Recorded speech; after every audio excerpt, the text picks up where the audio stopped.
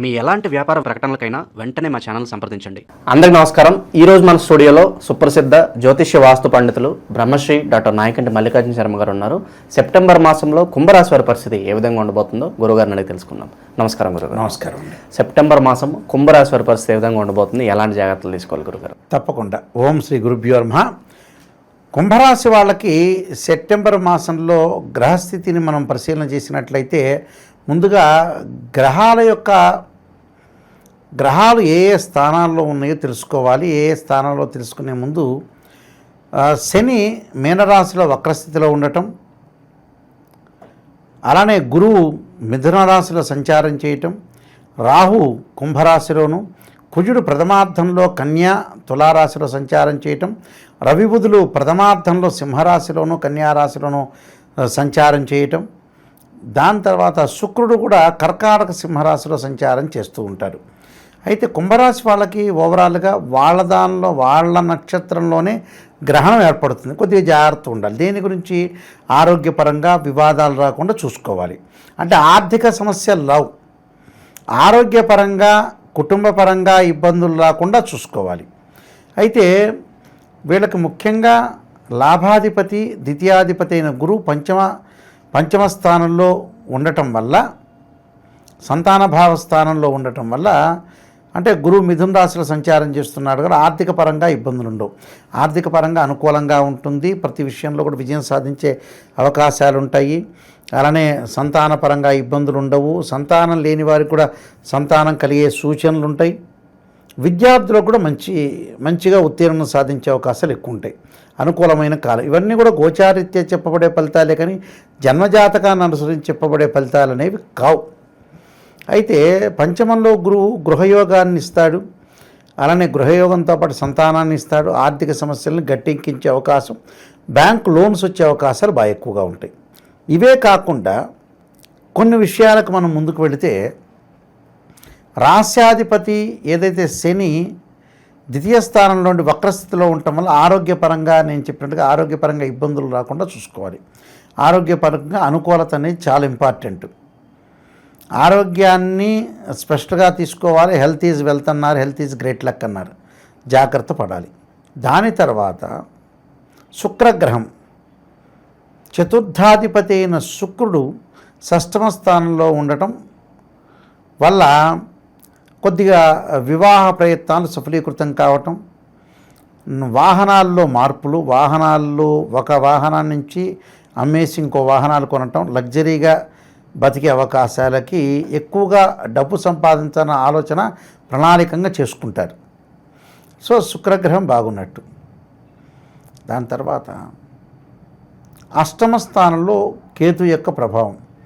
అష్టమ స్థానంలో కేతు యొక్క ప్రభావం వల్ల నేను చెప్పినట్టుగా ఆరోగ్యపరంగా వాహన ప్రమాదాలు జరగకుండా, నదుల్లో సముద్రాల్లో ప్రమాదాలు జరగకుండా చూసుకోవటం చాలా ఇంపార్టెంట్.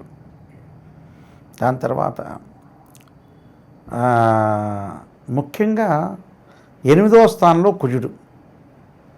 అంటే ఈ రాశి వాళ్ళకి తృతీయాధిపతి అయిన కుజుడు అష్టమం నవమంలో ఉండటం వల్ల ఏదైనా సరే ఆర్గ్యుమెంట్స్ జరగకుండా, వివాదాల జోలికి వివాదాల వైపు వెళ్లకుండా, అనవసరమైన రాద్ధాంతాలు జరగకుండా చూసుకోవటం ఇంపార్టెంట్. అంటే అనవసరం రిస్కులు పడకూడదు. అనవసరమైన రిస్కులు పొందడం వల్ల కూడా కొన్ని ప్రాబ్లమ్స్ వచ్చే అవకాశాలు ఉంటాయి. అలాంటి ప్రాబ్లమ్స్ మనం ఎక్కువగా చూసుకోకూడదు. అంటే ఎక్కడ ఆర్గ్యుమెంట్స్ జరగకుండా, ఎక్కువ వివాదాలు జరగకుండా, అనవసరమైన విషయాల్లో తగాదల్లో వేలు పెట్టకుండా ఉండటం చాలా మంచిది. కోర్టు సమస్యలు రాకుండా కూడా కాపాడుకోవడం చాలా ఇంపార్టెంట్. అది చాలా ఇంపార్టెంట్. ఎందుకంటే ఎలాంటి కోర్టు సమస్యలు వచ్చినా, ఎలాంటి ప్రాబ్లమ్స్ వచ్చినా కూడా మనం దాన్ని తట్టుకొని నిలబడలేరు. ఇలాంటి విషయాల్లో కూడా కొద్ది జాగ్రత్తగా అనుసరించి ముందుకు వెళ్ళాలి. అయితే ఇవన్నీ కూడా గోచారీత్యా చెప్పబడే ఫలితాలే కానీ దశాంతదశలు నిర్ణయం చేసే ఫలితాలు అనేవి కావు. దీని తర్వాత రవిబుధాదిత్య యోగం అనేది ఒకటి ఉంటుంది. సింహరాశిలో రవిబుధులు కలిస్తే రవిబుధాదిత్య, కన్యారాశిలో కలిసిన రవిబుధాదిత్య. వీళ్ళకి ముఖ్యంగా ఏమిటంటే 8వ సప్తమంలో అష్టమంలో బుధాదిత్య యోగం అనేది ఏర్పడింది. ఇక్కడ ఏర్పడటం వల్ల ఎలాంటి ఫలితాలు? ఉద్యోగ భద్రత అనేది బాగుంటుంది. నూతన వ్యాపారాలు ప్రారంభం చేయొచ్చు. వ్యాపార పరంగా లాభాలు కలిగే అవకాశాలు బాగా ఎక్కువ ఉంటాయి. చిరు వ్యాపారులు అనుకోవచ్చు, బడా పారిశ్రామికవేత్తలు అనుకోవచ్చు, ఎవరైనా సరే వ్యాపార దక్షత, వ్యాపారంలో ఉన్న వ్యక్తులందరికీ అనుకూలంగా ఉంటుంది. అంటే చాలా అద్భుతమైన ఫలితాలు వచ్చే అవకాశాలు బాగా ఎక్కువ ఉంటాయి. ఎలాంటి ప్రాబ్లమ్స్ లేకుండా వాళ్ళు ముందుకు వెళ్ళే అవకాశాలు ఎక్కువ ఉంటాయి. అంటే ప్రతిదీ కూడా ఇవన్నీ కూడా మన జన్మజాతకాన్ని బట్టి అనుసరించే విషయాలు కావు, కేవలం గోచారీత్యా చెప్పబడే ఫలితాలు. జన్మజాతకంలో ఏదైతే గ్రహాలు బాగలేదో ఆ గ్రహాలకి మళ్ళీ జాతకాన్ని చూపించుకుని date of birth, time, place of birth చూసుకుని రాశిచక్ర, నవాంశం, భావచక్రాలు ఉంటాయి, 16 లగ్న కుండలు ఉంటాయి. ఇవన్నీ కూడా అనాలిసిస్ చేయాలి. ఇవన్నీ కూడా అనాలిసిస్ చేసి ముందుకు వెళ్ళాలి. కొంతమంది గోచారీత్యా ఏమంటారంటే, గురువుగారు ఇలా ఇలా ఉండబోతుంది, మాకు ఏంటి మరి సమస్యలన్నీ కూడా పరిష్కారం కావట్లేదు. సమస్యకి పరిష్కారాలు చాలా ఉంటాయి. దానికి ఏమిటి, జన్మజాతకాన్ని అనుసరించాలి. ఆయా గ్రహాలు ఏ గ్రహాలు ఈ జాతకంలో బాగున్నాయా లేదా చూసుకోవాలి వీళ్ళు. కొంతమంది కేవలం రాశిచక్రం చూస్తారు, రాశిచక్రం కూడా కాదు. రాశిచక్రము, నవాంశము, భావచక్రాలు, డీ చార్ట్స్ అనేవి ఉంటాయి. ఆ డీ చార్ట్స్ను కూడా మనం చూడాలి. ఆ డీ చార్ట్స్ను కూడా చూసి మనం ముందుకెళ్తేనే మన గ్రహస్థితి అనేది తెలుస్తుంది. అప్పుడు మనం దానికి సంబంధించిన రెమెడీస్ చేసుకుని ముందుకు వెళ్ళాలి. అది చాలా ఇంపార్టెంట్ రోల్. అయితే ఈ రాశి వాళ్ళకి రాహు యొక్క ప్రభావం కూడా ఉంది.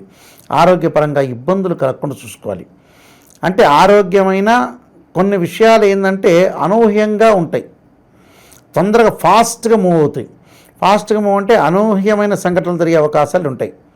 అందువల్ల కొద్దిగా అప్రమత్తంగా ఉండాలి. ఆరోగ్యమే మెయిన్ ఇంపార్టెంట్ ఇక్కడ. మిగతా అవన్నీ అనుకూలంగా ఉంటే ఆరోగ్య విషయంలోనే శ్రద్ధ పెట్టండి. ఆరోగ్యంలో ఎలాంటి మార్పులు జరుగుతుందో చూసుకోండి. మీ జన్మజాతకాన్ని చూపించుకోండి. జన్మజాతకంలో ఏం జరుగుతుందో చూసుకోండి. దాన్ని బట్టి ముందుకెళ్ళాలి. అప్పుడు వీళ్ళకి అనుకూలమైన పరిస్థితులు, లేకపోతే ఇబ్బందికరమైన వాతావరణం గ్యారంటీగా ఉంటుంది. కొన్ని రెమెడీస్ చేసుకుని ముందుకెళ్ళాలి. సో కుంభరాశి వాళ్ళకి ఎలాంటి పరిహారాలు బాగా అవసరం అంటారు గురుగారు? నీరాంజన సమాభాసం రవిపుత్రేమాకృత్యం ఛాయామార్తాండ సంభూతం తం నమామి శనీశ్వరం అనే మంత్రాన్ని, తర్వాత అంగారకుడి యొక్క ప్రార్థన, అంగారక యజ్ఞశక్తి అస్థాయి ధీమే తన్నో భౌమ ప్రచోదయాత్ అనే మంత్రాన్ని, 2 జంట సర్పాలను దానం చేయటం ఒకటి, తర్వాత విశేషంగా వీళ్ళు లలితా సహస్రనామ పాలన చేయటం ఒకటి, విష్ణు సహస్రనామ పాలనంతో పాటు ఓ నమో నారాయణాయ నమః అనే అష్టాక్షరి మంత్రాన్ని చదువుకోవటం వల్ల కూడా వాళ్ళకి మంచి జరిగే అవకాశం. ఖచ్చితంగా వాళ్ళు చేయాల్సింది ఏంటంటే మినుములు, నువ్వులు దానం చేయటం అనేది చాలా మంచిది. మినపప్పు కానీ లేదా మినుములు కానీ నువ్వులు కానీ దానం చేయటమే చాలా ఇంపార్టెంట్. చేయటం వల్ల కూడా వాళ్ళకి అనుకూలమైన ఫలితాలు జరిగే అవకాశం ఖచ్చితంగా ఉంటుందండి. సో ఓవరాల్గా కుంభరాశి వాళ్ళ పరిస్థితి ఏ విధంగా ఉండబోతుంది సెప్టెంబర్ మాసం అనేది చాలా బాగా వివరించారు. ధన్యవాదాలు గురుగారు.